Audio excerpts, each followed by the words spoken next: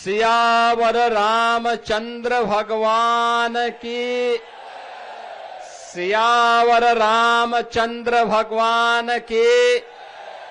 जगत जननी मां भगवती जानकी की, जगत जननी मां भगवती जानकी की। जयकारा वीर बजरंगी, हर हर महादेव। बाबा गरीबनाथ की इस पावन धरा को कोटि कोटि नमन करते हुए मैं आज के इस चुनावी जनसभा में आप सभी मुजफ्फरपुर से जुड़े हुए बहनों और भाइयों का हृदय से स्वागत करता हूं, अभिनंदन करता हूं। बहनों और भाइयों, आज की इस चुनावी सभा में उपस्थित यहां के लोकप्रिय सांसद और केंद्रीय मंत्री डॉक्टर राजभूषण चौधरी जी, उत्तर प्रदेश सरकार के परिवहन मंत्री श्री दयाशंकर सिंह जी,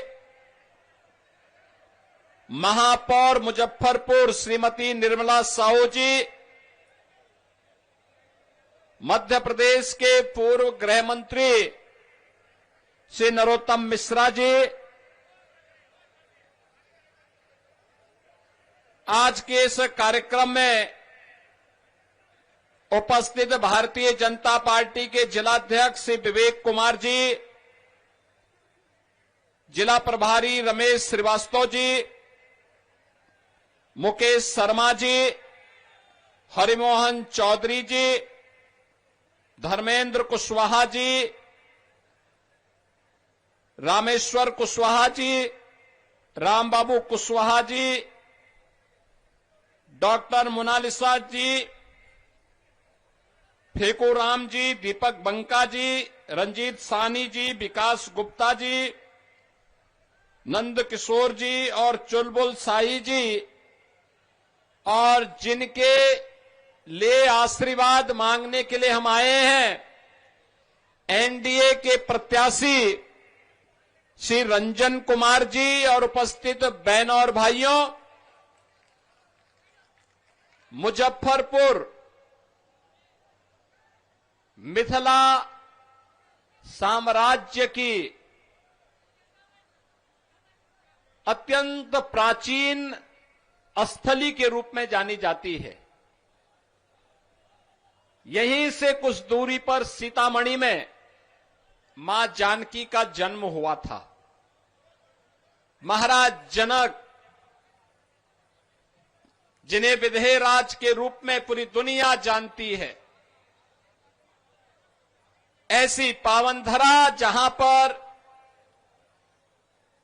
बाबा गरीबनाथ बिहार के देवघर के रूप में, जिनकी अपनी बाबा धाम के रूप में अपनी पहचान है, ऐसी पावन धरा को मैं कोटि कोटि नमन करते हुए आज इस मुजफ्फरपुर की धरती को आप सभी उपस्थित बहनों और भाइयों से अपील करने के लिए आया हूं। बहनों और भाइयों, आखिर कौन से वे कारण हैं जिसके कारण बिहार के सामने 2005 के पहले पहचान का संकट खड़ा हुआ था? अगर आप उसकी तह में जाएंगे तो आपको दिखाई देगा 1992 से लेकर के 2005 के बीच में यही वह बिहार है जिस बिहार में जाति के आधार पर समाज को बांटने का जो गंदा खेल हुआ था, उस जातीय विभाजन ने किस तरीके से पूरे बिहार के अंदर जातीय संघर्षों को और नरसंहार को अंजाम दिया था। अकेले आरजेडी के शासनकाल में 60 से अधिक जातीय नरसंहार की दुर्दांत घटनाएं घटित हुई थी। पर्व और त्योहारों के पहले दंगों की आड़ में पर्व और त्योहार के उत्सव और माहौल को दूषित कर दिया गया था। हर जाति की अपनी जात आर्मी बन गई थी। अपहरण एक उद्योग बन चुका था। 1992 से लेकर के 2005 के बीच में आरजेडी शासन के समय में बिहार के अंदर 30,000 से अधिक अपहरण की घटनाएं घटित हुई थी। कोई व्यापारी, कोई जमींदार, कोई उद्यमी, कोई डॉक्टर, कोई इंजीनियर बिहार के अंदर सुरक्षित नहीं था। और गोलू अपहरण कांड, कैसे बच्चे भी सुरक्षित नहीं थे, यह भी आज हम सबको वे घटनाएं स्मरण हो आती हैं। क्योंकि मुजफ्फरनगर गोरखपुर से दूर नहीं है, उत्तर प्रदेश से दूर नहीं है। यहां के लोगों का मुख्य बाजार या तो मुजफ्फरपुर है या फिर गोरखपुर। और हम लोग जब उन घटनाओं को देखते थे तो खून खौलता था कि एनडीए की सरकार आती तो इनको ठिकाना लगाते, इन माफिया और इन गुंडों को। और बहनों और भाइयों, उस समय क्या स्थिति थी? 6 बजे के बाद 1992 से लेकर के 2005 में बिहार के अंदर कर्फ्यू जैसा माहौल हो जाता था। और तब पटना हाई कोर्ट ने टिप्पणी की थी कि सरकार का संचालन गुंडों के द्वारा किया जा रहा है। नौजवानों के साथ खिलवाड़ होता था, पेपर लीक एक धंधा हो गया था। और गरीबों को तो राशन नहीं मिल पाता था, लेकिन जानवरों का राशन भी चारा घोटाले के नाम पर 900 करोड़ का चारा घोटाला इसी बिहार की धरती में हुआ था। बहनों और भाइयों, कोई आईएएस, कोई आईपीएस, कोई आईएफएस बिहार में कार्य करने को तैयार नहीं था। क्योंकि उस समय के मुख्यमंत्री के पीकदान को कौन अधिकारी लेकर के ढोए, ये तो बिहार की पहचान हो गई थी। तो बिहार के डीजीपी को मुंशी बोल करके बुलाते थे, चीफ सेक्रेटरी को बाबू बोल करके बुलाते थे। बिहार की पहचान आरजेडी और कांग्रेस ने के इस नापाक गठबंधन ने तार तार करके रख दिया था। बिहार के नौजवानों के सामने पहचान का संकट। बिहार के अन्नदाता किसान प्लान करने के लिए मजबूर हो गए थे। कोई उद्यमी उद्यम लगाने को तैयार नहीं था। व्यापारी प्लान करने के लिए तैयार बैठा हुआ था। और बिहार के अंदर विकास के कार्यों के लिए जब कोई व्यक्ति कहता था कि सड़क बननी चाहिए, तो लोग कहते थे नहीं नहीं, सड़क मत बनाओ। सड़क बनेगी तो ऐसा ना हो कि तुम्हारे गलत कार्यों को रोकने के लिए पुलिस आ जाएगी। यही तो बोला जाता था ना बिहार के पास। लेकिन बहनों और भाइयों, जो बिहार के अंदर उस समय था, जातीय हिंसा, रोड चोरी, तालाब चोरी, पुल चोरी, बूथ चोरी, ये आरजेडी का मॉडल था बिहार का। आरजेडी यही करती थी। ये लोग बिहार के अंदर किस प्रकार का माहौल पैदा किए थे? खानदानी लुटेरों ने खानदानी माफियाओं को जन्म दिया। और वही फिर से ये लोग दोहराना चाहते हैं। आज जब बिहार अपने गौरव की पुनर्स्थापना के लिए एनडीए की डबल इंजन की सरकार प्रधानमंत्री मोदी जी के नेतृत्व में और बिहार में नीतीश बाबू के नेतृत्व में बिहार जब अपनी पहचान को फिर से स्वर्णिम बिहार के रूप में बनाने के लिए तेजी के साथ आगे बढ़ा है, तो इन लोगों को अच्छा नहीं लग रहा है। क्या नहीं है आज बिहार में? कनेक्टिविटी, सड़क की कनेक्टिविटी, 4 लेन, 2 लेन, सिंगल लेन की सड़कें, रेलवे की कनेक्टिविटी, एयर कनेक्टिविटी। मुझे याद है 2020 के पहले एक बार मैं गोरखपुर से दरभंगा की तरफ जा रहा था, 12-14 घंटे लगे थे। और बहनों और भाइयों, आज मैं लखनऊ से चला हूं, मात्र 45 मिनट में मैं दरभंगा पहुंच गया। एयर कनेक्टिविटी, इनलैंड वाटरवे यानी जल मार्ग की सुविधा, हल्दिया से पटना होते हुए अयोध्या तक और प्रयागराज तक जलमार्ग की सुविधा भी। बिहार के अन्नदाता किसानों की उपज को, यहां के मखाना को दुनिया के मार्केट तक पहुंचाया जा सके, सस्ते में पहुंचाया जा सके और मुनाफा यहां का व्यापारी और यहां का किसान कमा सके। मखाना बोर्ड का निर्माण करने के साथ ही जलमार्ग की सुविधा, कार्गो की सुविधा, ड्राई पोर्ट की सुविधा, और बिहार और उत्तर प्रदेश के साथ बेहतर कनेक्टिविटी हो सके, इसके लिए तो हमारे परिवहन मंत्री वे बिहार के ही रहने वाले हैं। उत्तर प्रदेश मंत्री बिहार उत्तर प्रदेश में है, रहने वाले बिहार के हैं, और इसीलिए कैंप कर रहे हैं कि बिहार की कनेक्टिविटी को बेहतर बनाने के लिए अब उत्तर प्रदेश से भी योगदान देंगे। और इसलिए बहनों और भाइयों, आज मैं आपके पास आया हूं कहने के लिए, आज बिहार के पास आईएम है, एम्स है, मेडिकल कॉलेजेस की श्रृंखला है, इंजीनियरिंग कॉलेजेस की श्रृंखला है। आज बिहार में विकास का वह सब कार्य हो रहा है जो बिहार के नौजवानों के सामने एक नई पहचान उन्हें प्रदान कर रहा है।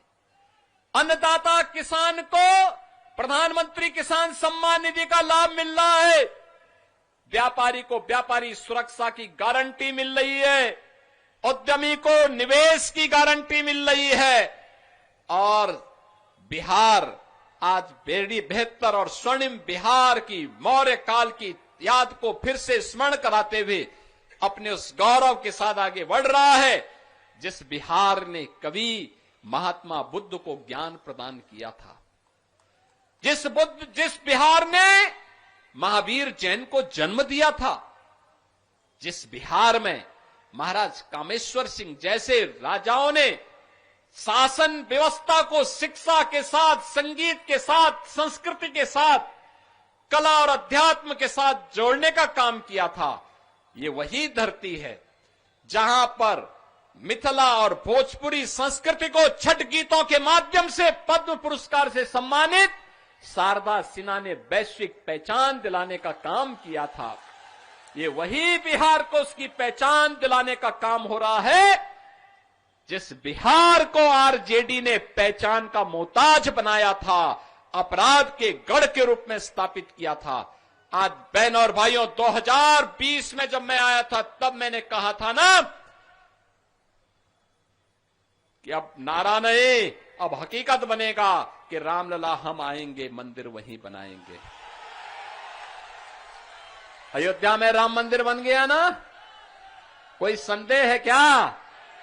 और अब तो सीतामढ़ी में भी मां जानकी का भव्य मंदिर का निर्माण हो रहा है। आप मुझे बताओ, ये मंदिर का निर्माण क्या लालू एंड कंपनी करती क्या?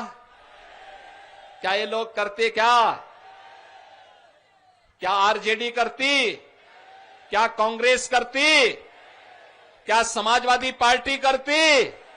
ये तो मोदी जी के नेतृत्व में एनडीए ही ये काम कर सकता है। विरासत का भी सम्मान और विकास भी और सुरक्षा भी और समृद्धि भी, यानी विकास और विरासत भी, समृद्धि और सुरक्षा भी, ये केवल एनडीए दे सकता है। देश के अंदर मोदी जी, बिहार के अंदर नीतीश बाबू के नेतृत्व में काम तेजी के साथ आगे बढ़ रहा है और स्वर्णिम बिहार की ओर हम आगे बढ़ रहे हैं।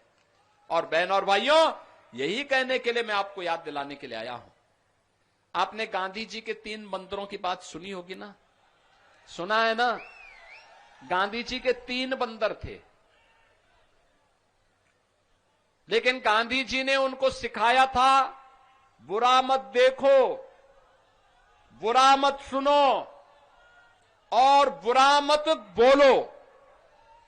लेकिन आज इंडी गठबंधन का जो महागठबंधन बना है, अपनी ठगी के महाजाल को फैलाने के लिए इनके 3 बंदर पप्पू के रूप में, टप्पू के रूप में और अप्पू के रूप में पूरे बिहार को फिर से पहचान के संकट के दौर से गुजारने का काम कर रहे हैं। एक सच बोल नहीं सकता, एक सच सुन नहीं सकता और एक सच देख नहीं सकता।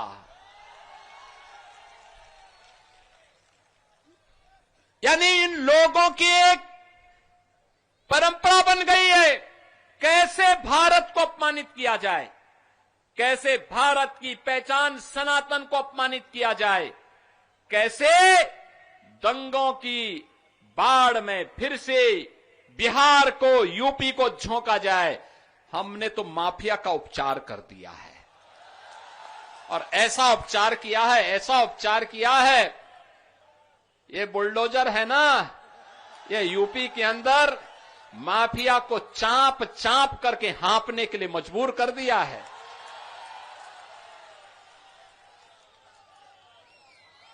माफिया अब वहां पे जहन्नुम की यात्रा में जा चुका है। आप यूपी में अपहरण नहीं होता, यूपी में अब अपराध भी नहीं है और दंगा भी नहीं है, यूपी में अब सब चंगा है। और उसी चंगा के लिए आज आपका आह्वान करने के लिए आए हैं कि एनडीए ही बिहार को स्वर्णिम बिहार बना करके चंगा करने का काम करेगी। लेकिन इसके लिए बिहार में एनडीए की सरकार चाहिए। एनडीए के लिए मुजफ्फरपुर से रंजन कुमार चाहिए। सहमत है ना? सहमत है ना? सब लोग सहमत है ना? देखो, बीजेपी का मतलब, एनडीए का मतलब, जहां पे विरासत की भी पहचान हो, मां जानकी का मंदिर बनेगा, भगवान बुद्ध की विरासत को आगे बढ़ाने का काम होगा, भगवान महावीर की विरासत को आगे बढ़ाने का काम होगा, विद्यापति की धरती को फिर से एक नई पहचान दिलाई जाएगी, महाराज कामेश्वर सिंह की परंपरा को फिर से उन्नत किया जाएगा और शारदा सिन्हा की मिथिला और भोजपुरी की संस्कृति को फिर से वैश्विक पहचान दिलाने के लिए आज मोदी जी के नेतृत्व में जो काम प्रारंभ हुआ है उसको भी सम्मान दिलाया जाएगा। माखाना बोर्ड बना करके उद्यमी को, व्यापारी को सम्मान करवाया जाएगा, अनेक युवाओं को कार्य करने का अवसर प्राप्त होगा। आज बिहार में नौकरी भी है, रोजगार भी है, किसान को सम्मान है, सुरक्षा भी है। आज उद्यमी बिहार के अंदर निवेश करने के लिए इच्छुक है, आना चाहता है, इमर्जिंग टेक्नोलॉजी को लेकर के आना चाहता है। लेकिन इसके लिए बिहार के नौजवानों को फिर से अंगड़ाई लेनी होगी। बड़ा प्रतिभाशाली है हमारा बिहार का नौजवान, जहां जाता है अपनी प्रतिभा का छाप छोड़ता है, अपनी प्रतिभा का छाप छोड़ता है। दुनिया के अंदर जहां कहीं गया, प्रशासन में, पुलिस में, व्यवस्था के किसी वो टेक्नोक्रेट के रूप में, किसी भी अन्य रूप में अपनी पहचान से पूरे क्षेत्र को, हर नागरिक को अभिभूत करता है। और बहनों और भाइयों, ये आरजेडी, ये कांग्रेस, इनके जितने सहयोगी हैं, ये तो बिहार के विकास के ग्रहण हैं, ग्रहण। इनको आने नहीं देना है, हरगिज आने नहीं देना है। ये लोग जाति के नाम पर फिर से लड़ाएंगे, माफियाज को यहां पे प्रश्रय देंगे, उन्हें अपना शागिर्द बनाएंगे। लेकिन हमें बंटना नहीं है। बटेंगे तो एक रहेंगे तो सेफ रहेंगे, एक रहेंगे सेफ रहेंगे। और यह कार्य केवल एनडीए कर सकता है। और इसलिए बहनों और भाइयों, 6 नवंबर को होने वाले चुनाव में रंजन कुमार को भारी बहुमत से विजयी बना करके भेजना है। बना के भेजेंगे, आशीर्वाद मिलेगा। दोनों हाथ उठा करके थोड़ा बोलिए, दोनों हाथ उठा करके, दोनों हाथ, जहां तक मेरी आवाज जा रही है, दोनों हाथ उठा करके रंजन कुमार को विजयी बनाएंगे। लेकिन ये तभी होगा जब आज से लेकर के 6 नवंबर तक घर घर जाकर के एक एक मतदाता को मतदान करने के लिए आप लेकर के जाएंगे और कमल चुनाव चिन्ह पर भारी बहुमत से विजयी बनाने में योगदान देंगे ना? सहमत हैं? तो मेरे साथ बोलेंगे, भारत माता की, भारत माता की, भारत माता की जय श्री राम, जय श्री राम। नमः पार्वती पतिये हर हर